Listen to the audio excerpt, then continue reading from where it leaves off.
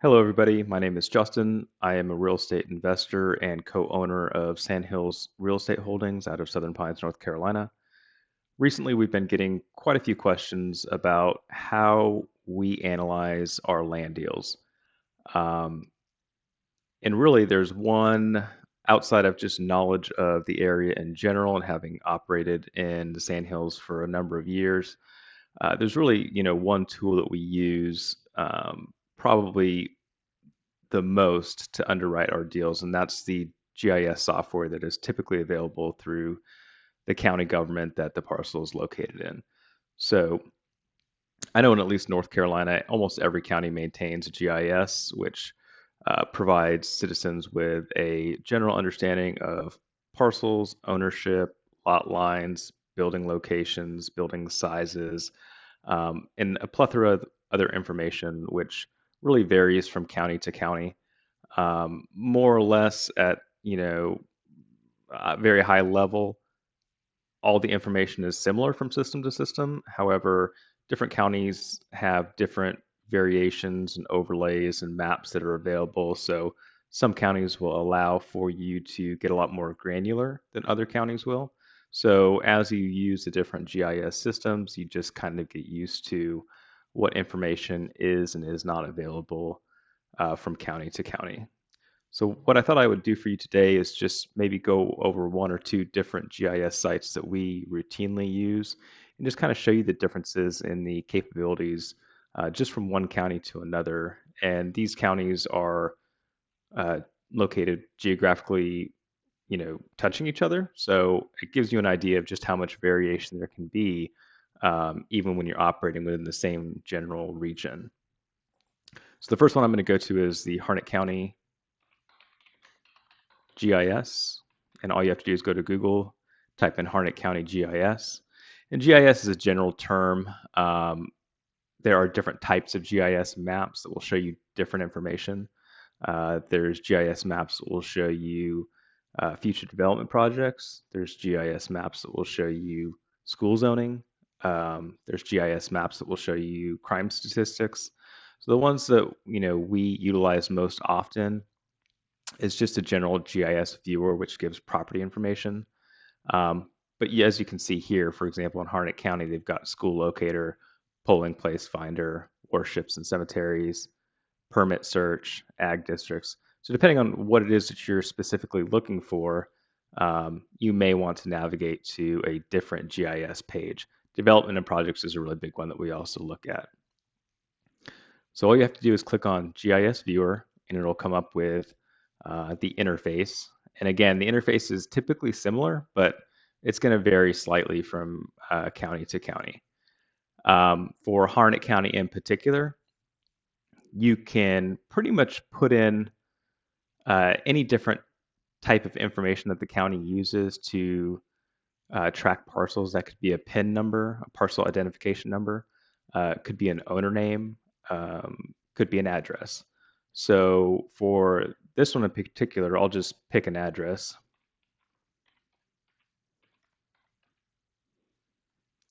And it pulled it up right there, 95 Burton's Lane in Cameron, North Carolina. So I click on it and it'll automatically take you to that specific address and it will highlight it. It'll highlight the borders of that particular parcel. It will also pop up automatically with some basic information. If you didn't know the PIN, it'll give you the PIN number here, which is the identification number that the county has assigned to this particular parcel. There's a property card that would give you some basic information about the parcel with regard to size, shape, zoning, kind of all of this information, but in a card format that's printable. You can click on here, it'll take you to information about the taxpayers, the ownership, the owner's address, the physical address. So this is the address of the land itself. This is the address of the owner. This is the name of the owner. Then it gives you the legal description. So the address and the legal description are typically different. You can tell by this legal description that it was tied to a plat that was done in 2011.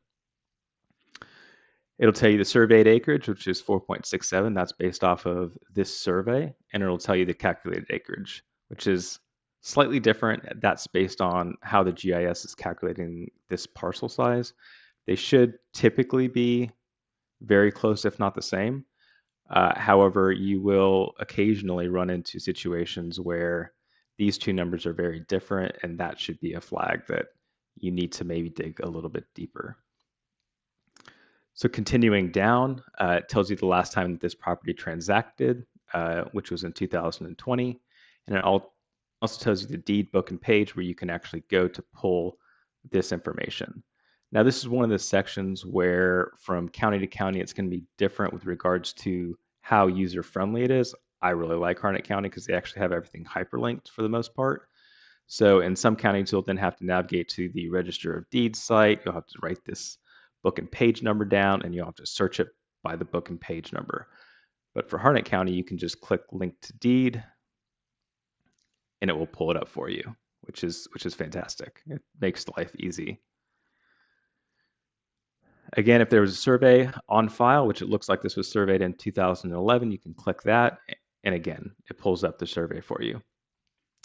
I mean, this is ideal when surveys are recorded and they're relatively recent, which is maybe in the last 15 or so years. If it's been surveyed, that's great. What you'll find in a lot of places is that land hasn't been surveyed since the 1900s. So if you find one piece of land with a recent survey, that's good. One tip or trick that we found useful sometimes is that, say we're looking at this parcel and there's no survey on file. Well, the next thing you can do is start looking at all these surrounding parcels that have common lot lines and see if they have surveys. Depending on the survey and the extent of the survey, it may provide you with some information about this particular parcel, even when it wasn't the subject of the survey. So continuing down, it tells you the last time, again, that it sold. Sometimes it will give you the sale price. This one doesn't have it here, but it has it down. Oh, I'm sorry. Down here, it has the assessed value, so the tax value. County to county, this is going to change. Some tax values are more indicative of true value. I find that more often than not, tax value is fairly detached from market value, especially in today's market where there's just been such an appreciation in such a short amount of time. Continuing to go down, it tells you the soil types and the percentage of slope. Again, this is specific to this GIS. Not every GIS is going to present it in this manner. But you can tell here that there's Blaney loamy sands with 8 to 15% slopes over 0.05% of the lot, and the remainder is a different type of sandy soil, which is almost completely predominant within the tract at 99.95%. This is important for two reasons. The first being that if your parcel doesn't have access to public sewer, you're going to be relying upon the soils, which will determine whether or not it's feasible to have on-site septic. And if so, whether or not there's a good probability that that can be a conventional septic system or some type of engineered system, which typically costs significantly more. The second thing is it tells you the slopes. So if this was reversed and 95% of this property was 8 to 15% slopes, that would be an indication that maybe this topography is not great for ease of development purposes, because that would mean that 8 to 15% slopes are relatively steep. So it may prohibit this from being utilized for some type of residential or commercial development. Continuing down, it goes on to education. It tells you which schools that this property is zoned for. And it also tells you about the state, Senate, and House of Representatives, people that are currently serving, and information about the district that this property is located in. That's very high level, an overview of what you get just for finding the property, the right property in Harnett County's GIS, and that's quite a bit of information. So If you were looking for land and all you knew was the address and the listing didn't have any information about the zoning or the soils or the topography or the district, you could come here and you could get quite a bit of information. Um, and that might help you determine whether or not it's something that you're interested in, or if there's something about the lot that is non-negotiable. So for me in this lot, you could see that this specific lot in and of itself doesn't have road access. It cuts off right here, and there's this Burton's Lane. Well, I can tell because I do this, I look at GIS all the time, that Burton's Lane is an unimproved road. It's most likely a private road that is probably dirt or gravel. And you can tell because improved roads will either be identified by the state road number, NZ 2427, but then they're also wider, and you can look at the map and tell that that's an asphalt surface versus, for example, these, which are dirt drives. So under normal circumstances, if I was looking at this lot, I would say, I'm probably not interested, even though it has great soils and great topography. There's, access, by dirt road at best case is not ideal. And at worst case, this access from here along Burton's Lane isn't even deeded. And in that case, this particular property could technically be landlocked. But as I look at this, I see that this ownership is common with this ownership. So now you have two lots that are right next to each other, and this lot does have road frontage, and it ties into this lot. So now, from this perspective, okay, this is looking more appealing because now you have a certain amount of road access that you own that provides, dedicated service to not only this lot, but also this lot. So from here, you might be thinking, okay, what else can I do? Well, for Harnett County, what you can do is you can come over here, click on that, and then you get what they call the layer list. And then all of these are different layers that can be overlaid on this map. So the ones that I particularly focus on when I'm looking at this GIS system is the first thing I'll go to is public utilities. And you see right here, public utilities is checked, but you're not seeing anything populate here. So if you didn't know to click on this arrow and go down to the next layer, you wouldn't realize that it's not showing anything because there's really nothing selected in these submenus. So you would go here and you'd look at sewer lines, and again, there's nothing that populates. So it might be a good indication that there's not sewer in this area. And click on water lines. And there you go. Water lines do populate, and they show that there are two water lines along 2427, one of which is a 20-inch line and one of which is a 10-inch line. And those lines cross right in front of the subject property at the road. So that's a great indication that public water is most likely available. Again, just because it shows that it's available, you would still want to call the local municipality to find out whether or not that's an area of the line that can be tapped into, and if so, what are the costs associated with that? So from this right here, you can see that there is probably water, there's not sewer, and if you were interested, you could also look at whether or not there was a fire hydrant nearby. And in some areas, this is probably a little bit more important than others, especially if you're looking at doing some type of a subdivision. So we'll go ahead and get away from public utilities for the moment, and we'll start going down to the next one I'll look at is easements. Because remember, we talked about this specific lot. If it hadn't been tied to this lot and joint ownership, there would be a question as to whether or not this had deeded, what they call deeded access. And that would mean that when you go to the deed that was recorded against this property, does that deed show that there is a 15, 20, 30-foot easement along Burton's Lane that is runs with the land and provides ingress and egress to this lot. If that was written on the deed, then there's a pretty good certainty that you do have legal access to your land. Another way to do this is if everything was done properly in that map that was completed in 2011, they probably recorded that easement if it was something that was necessary for access. So in Harnett County, you can click on the easement button, and there you go.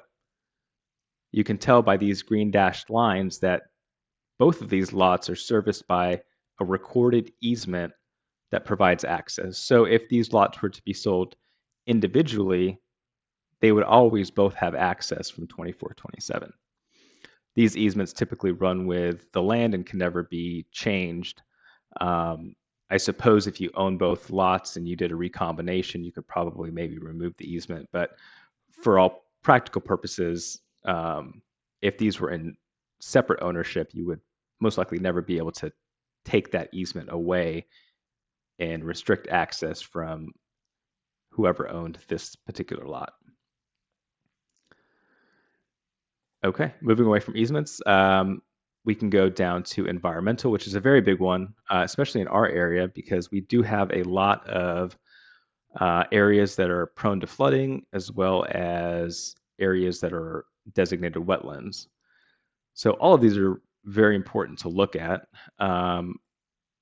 What we can do is start with streams. If there's a stream, it'll show as a skinny blue line. And if there's a skinny blue line on here, it's pretty certain that there's probably going to be wetlands somewhere on that tract, but it's not guaranteed. So there's no stream showing, there's no blue, oh, there you go, blue line stream. So these are streams that have been already mapped and identified as streams that exist in this general area. You can see that none of them cross the boundaries of these two particular lots. So that, I mean, assuming you're not looking for a creek on your land, that's a good thing. Some people like water, so this may be seen as a positive or an attribute to some people. So clicking away from blue line streams, we can go to contours. Contours, again, it somewhat ties into the soils where we were talking about 8 to 15% soils. In an area that had 8 to 15% soils, I would expect for the contour lines to be very close together, indicating that there's a relatively steep slope. And I can show you what that looks like. So you can choose to do 4 foot, 5 foot, 20 foot, or 100 foot. And essentially what this means is between red lines, you're either going to have, it's either going to designate that that's a 4 foot, 5 foot, 20 foot, or 100 foot difference in elevation. So I usually go with the lowest one, which is the 4 foot. And you can tell that as you scroll in from this red line to this red line, that means that there's a 4 foot drop in elevation from here to here. Now, just looking at this on a map, it's hard to tell what that really means. Is that steep? Is that, manageable? Well, you can always go back up to here and select measurement. What that will allow you to do is measure between 2 points. So we already said that the difference between this line and this line is 4 feet. So really it's 4 feet of elevation change over how many feet?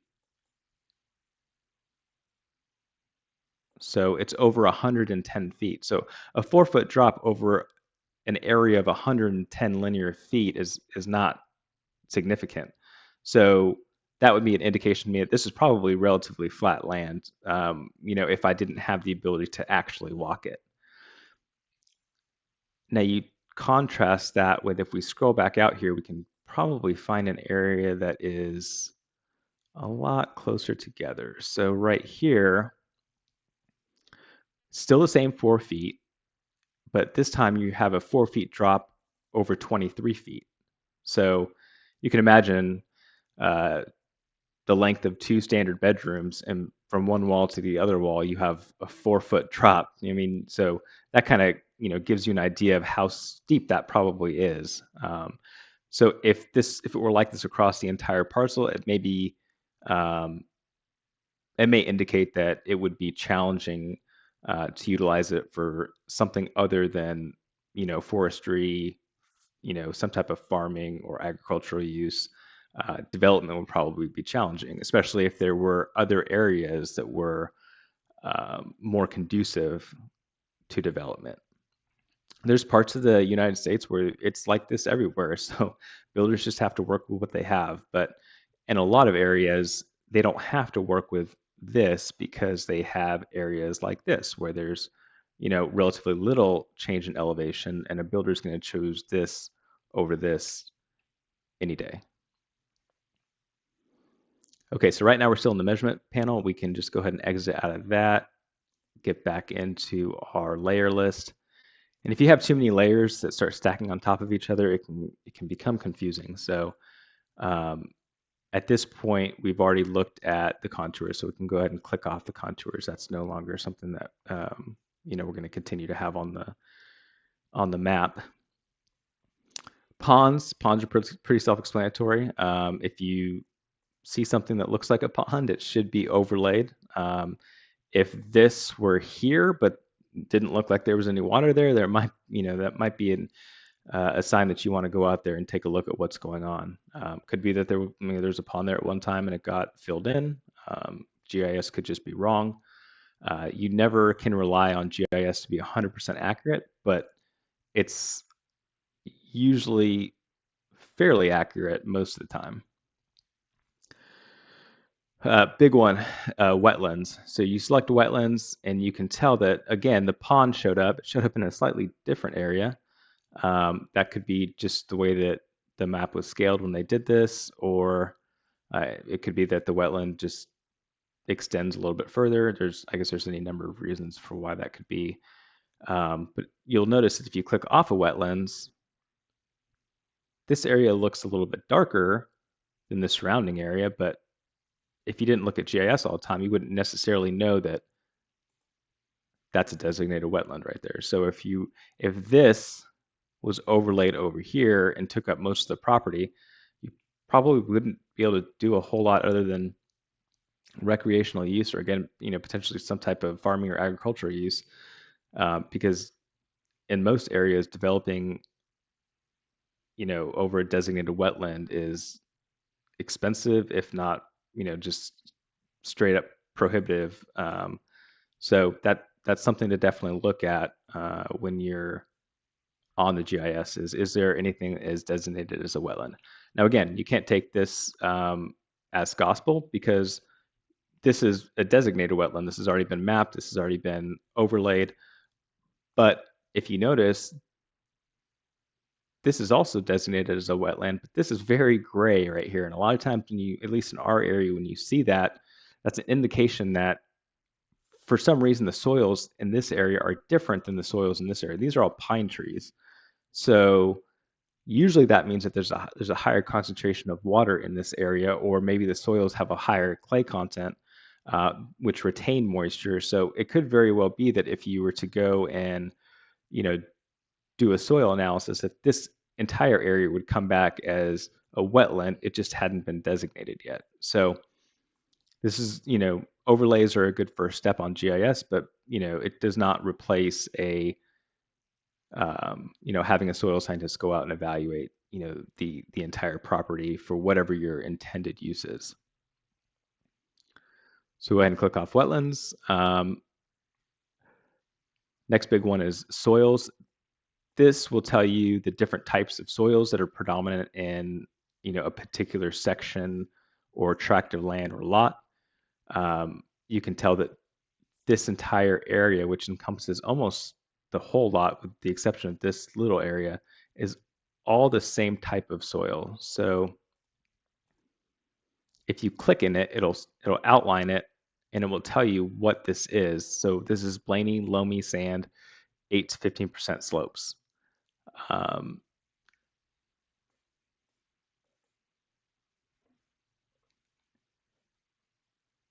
See if I can. This right here is 0 to 8% slope. So that's the predominant. What this lot is the 0 to 8% slopes, it's sandy soil. And it will give you some information that probably, unless you're, a soil scientist, this stuff wouldn't mean a lot to you, but this will. It tells you it's somewhat excessively drained, which means that water drains through the soil uh, at a faster than uh, ideal rate, and that it's excessively drained. So if this were a soil with really high clay content, it would be the opposite. It would most likely say that it's poorly drained, and that it may be subject to occasional flooding or water retention. Okay, so if you leave this in this particular GIS, if you leave soils on, it will start messing with your ability to click on different parcels and get information. So if you find yourself in this loop, what you need to do is unclick the soils, and that will then free it up to give you the information about all the different parcels again. All right, the last one, and probably, one of the most important ones is the zoning, because zoning is tied to so many things. It's tied to what you can legally do with the property. Let's just say you're looking at a residential development. It will tell you, whether or not you can do that. It will tell you the type of properties that you can build, what you can't build, minimum lot sizes, setbacks. So zoning is tied to a whole plethora of things, but at its highest level, it will tell you what is predominantly, you know, being conducted in that area. So you can tell here it says RA20R, which is a residential zoning district, and the 20 stands for 20,000. So 20,000 square foot lot minimum. And I know that in Harnett County, if you have water or sewer or both, that drops it down to 15,000. So you'd have minimum lot sizes 15,000 square feet in this zoning district. And again, this would tell you whether or not you could build townhomes, single family homes, duplexes, live, work, commercial. This is tied to a lot, which is really outside the scope of this video, but in a subsequent video, I'd be happy to get into more detail on the specifics of zoning. So go ahead and click off of that overlay. So with that, I mean, that's a lot of information. At that point, you probably know more about the land than the listing agent does. I mean, not to detract from real estate agents or listing agents, but it's a lot of information. And you can imagine that if you're trying to do this for multiple different counties, not only do you have to know each of those counties' GIS systems, you have to know the predominant soil types, you have to know the zoning codes that they use, because zoning codes are different. You need to know the different permitted and unpermitted uses and what can be done by special use. So there's just so many different factors that unless you specialize in a specific region, it can be kind of hard to replicate this over the entire United States. So just to contrast this system, which I think is probably one of the better, if not the best GIS systems that we use, in the areas that we invest in. I'll go to another one, which I find to be usable, but much less user-friendly.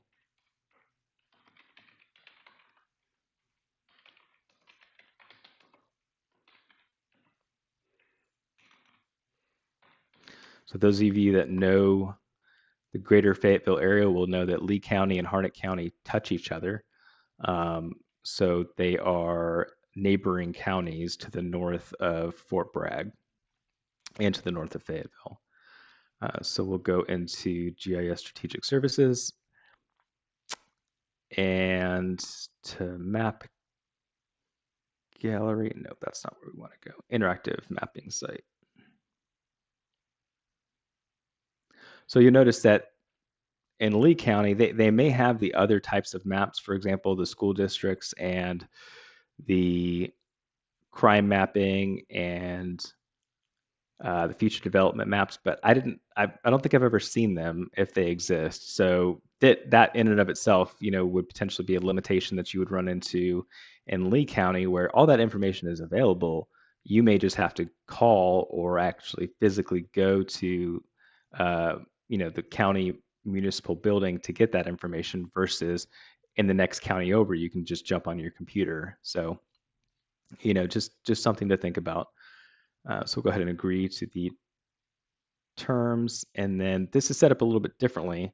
So whereas Harnett County had one search bar and you could put in a last name or you could put in a PIN number or you could put in an address, this one is separated to where A is for address, P is for PIN. I think it's nice that they actually tell you what the format looks like. And those are the only two that I've ever used. Okay, so here's last name and first name. I don't think I've ever used that one. So we'll just go to address.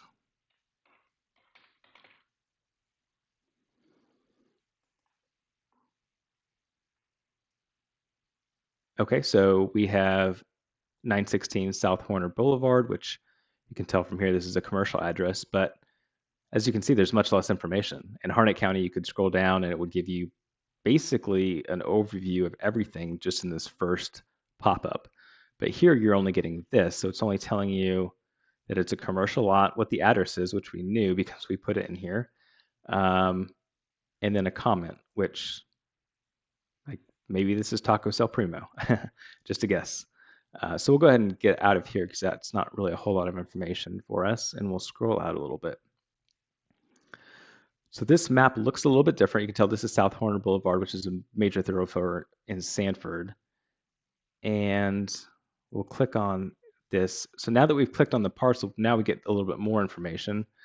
It tells you what the PIN is, tells you who the owner is, TNN LLC.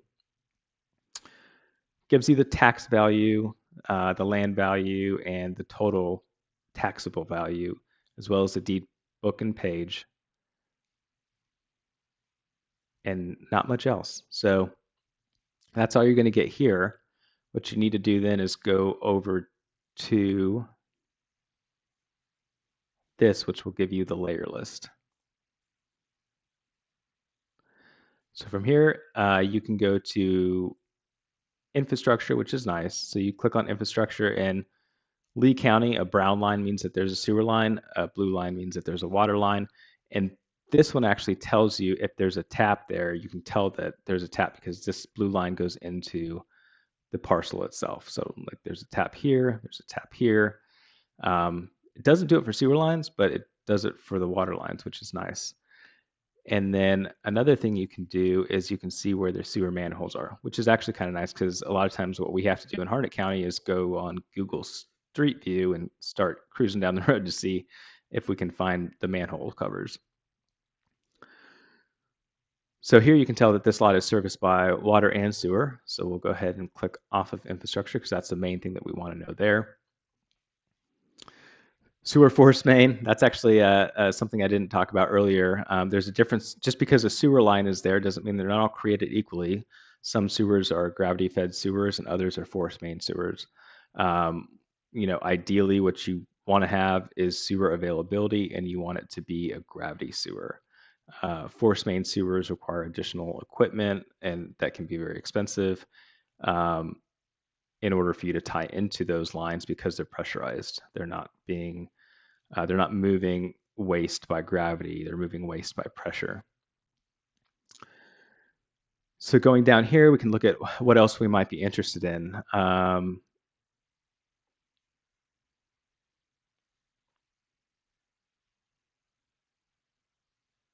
Okay, natural. So we go over here, click on natural, and we should tell us what the floodplain is. Some of these are slow and take a lot longer than others to populate. I don't think I see this populating.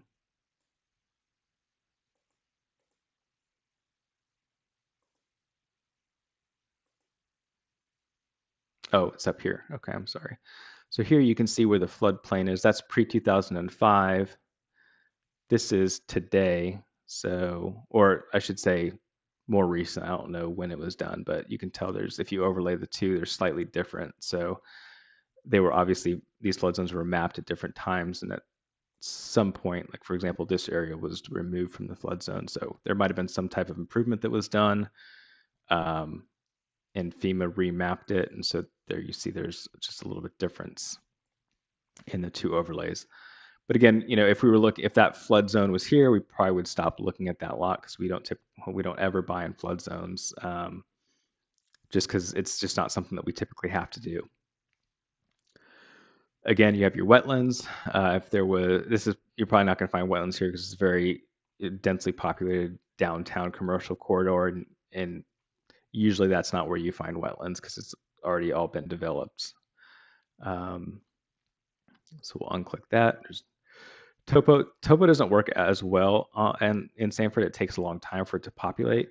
But you can tell this one doesn't have any selections for anything other than 2 feet. So at some point it will populate with a bunch of yellow lines, and then we can kind of get an idea of what the elevation change is. But we'll see. It likes to take its time, so we'll just leave it clicked and we'll come back to it.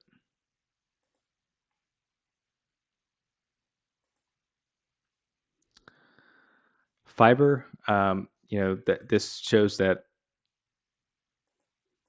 you can see the fiber lines is these purple lines that go down here. So if the internet was important to you or having access to high-speed internet, not that this is a rural area per se, this is basically uh, maybe 45 minutes south of Raleigh, but I mean there is still quite a few areas that don't have the type of infrastructure that some people would be used to with regards to high-speed internet. So they have that as an overlay here, which shows you where the fiber lines run. Now, I don't know enough about fiber internet that, that's not to say that these aren't serviced because there's not lines there. It, it could just be trying to show where they are so that if there's development going on in the area that, somebody doesn't inadvertently cut the line. So I couldn't tell you whether or not that means that only these people that are along the line have it, or if it's serving this broader area.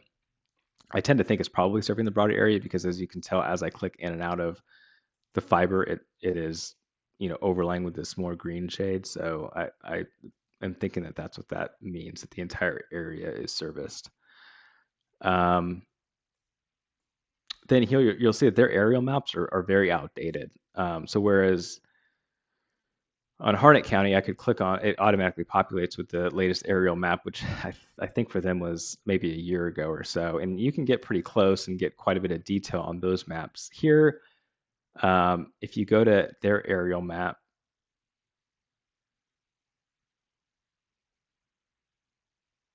if it even works.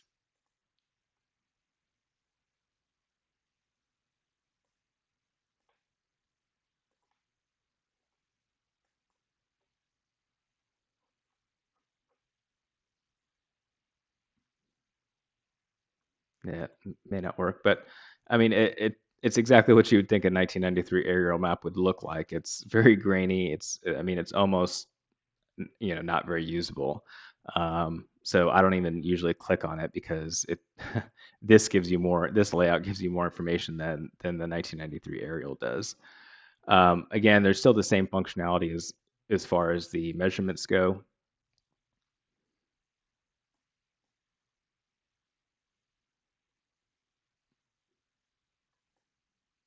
And these systems can be very finicky. So when they work great. Sometimes they won't work at all. A lot of times, what you'll see is they'll either be down for scheduled maintenance, or the map layer itself won't load. So you may get this, but when you go to actually search for any parcel or address within this mapping district, it won't actually show you any of the information because the underlying layers aren't loading properly.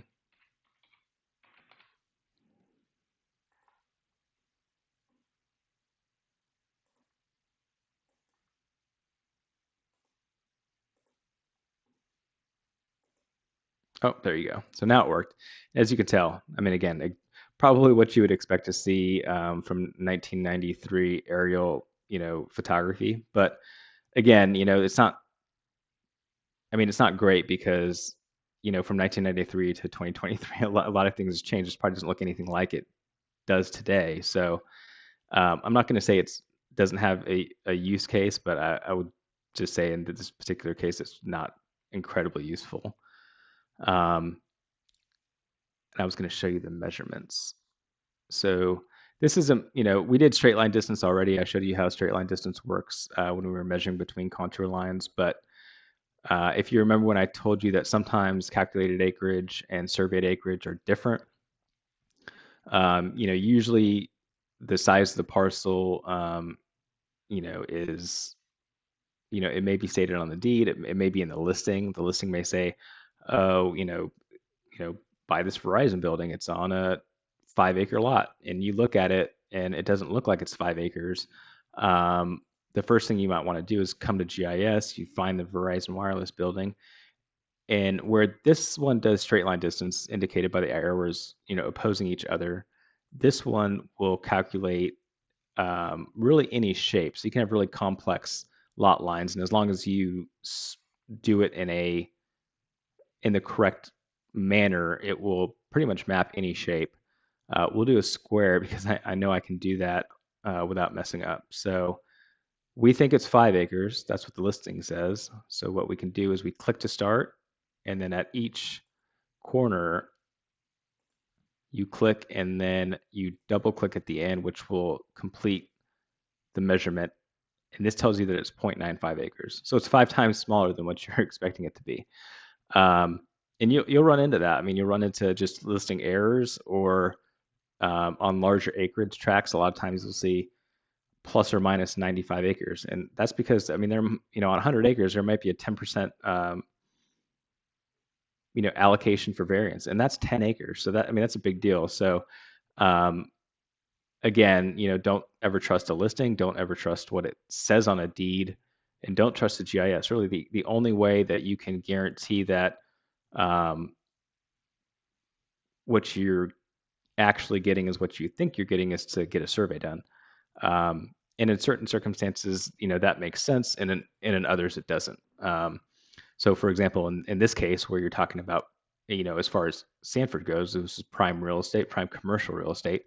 You certainly wouldn't want to be paying for 5 acres of prime commercial real estate and only getting 0.95 acres.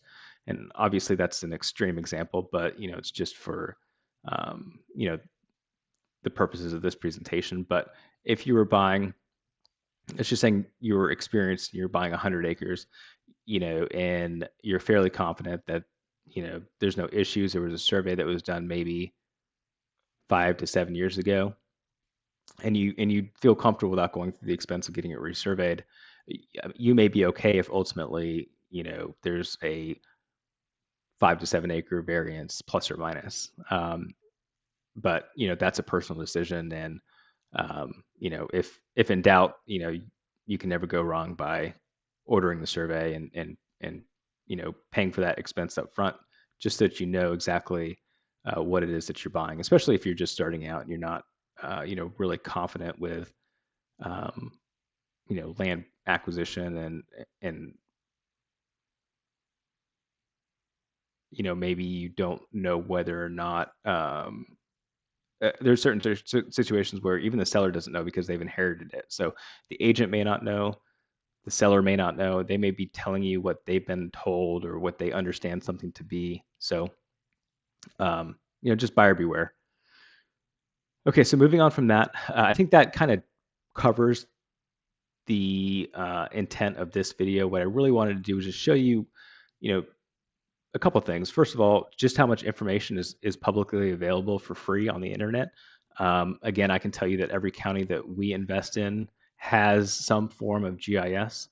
I showed you, in my personal opinion, the best one that we use. I wouldn't say that Lee's is the worst. I would say that it's inferior to what is provided by Harnett County. And so we deal with probably 4 or 5 other counties that are somewhere in between these two services that I just showed you today.